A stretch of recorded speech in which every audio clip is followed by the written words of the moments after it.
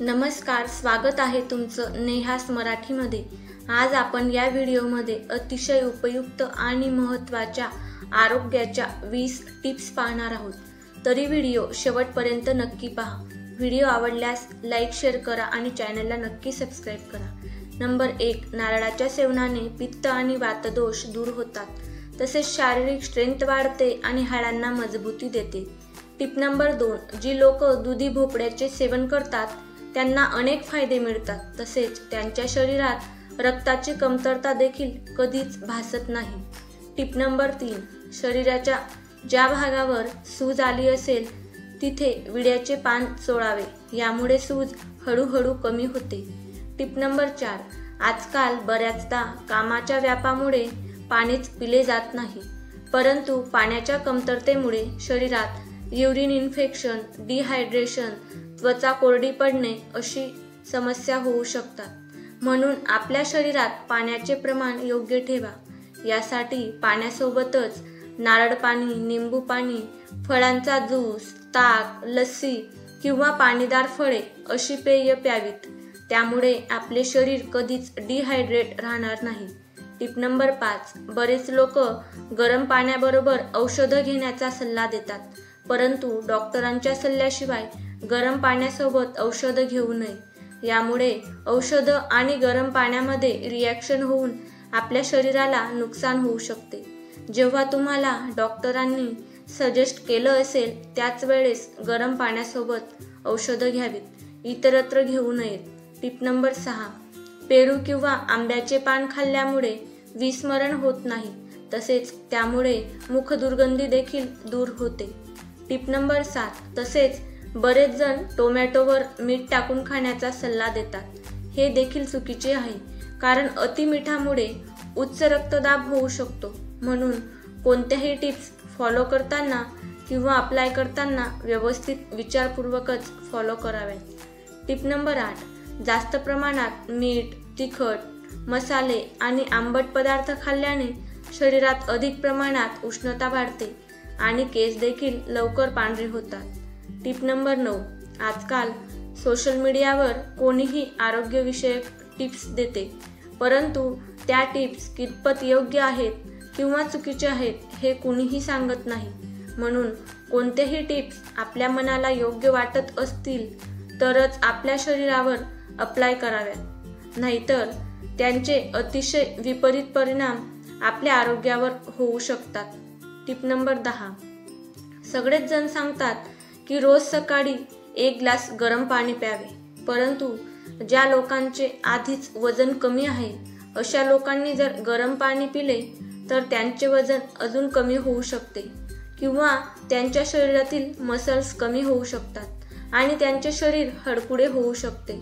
आणि ज्यांना वजन कमी करायचे आहे त्यांच्यासाठी मात्र गरम पाणी खूप फायदेशीर असते।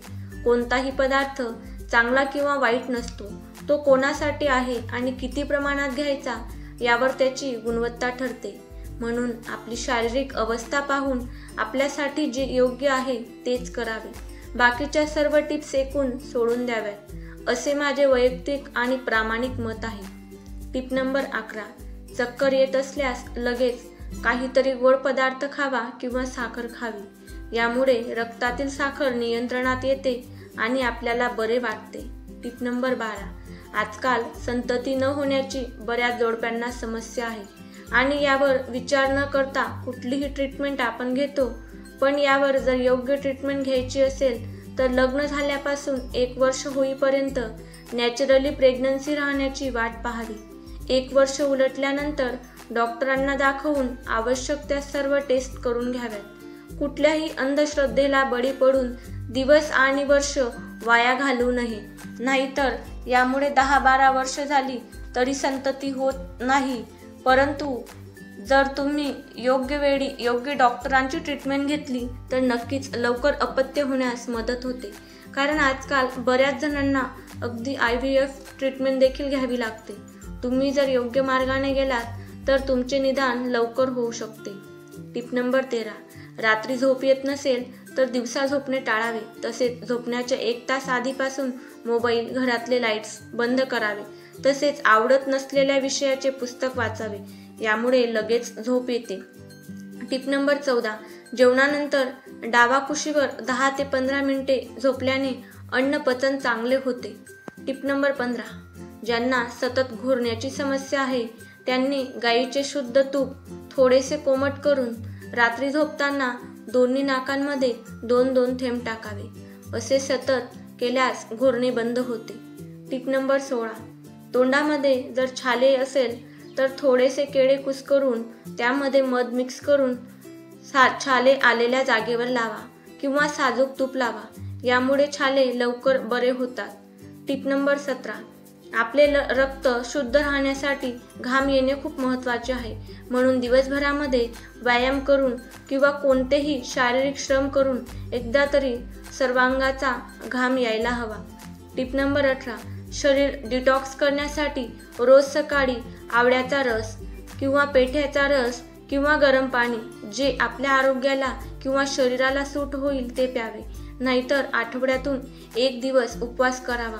यामध्ये कुठलेही जड असलेले पदार्थ खाऊ नये. यामुळे शरीर चांगले डिटॉक्स होते आणि आपल्याला कुठलाही आजार होत नाही. टिप नंबर 19, महिलांमध्ये सांधेदुखी कंबरदुखी असेल तर त्याचे एक कारण म्हणजे वजन जास्त असेल तरी देखील हा त्रास होतो.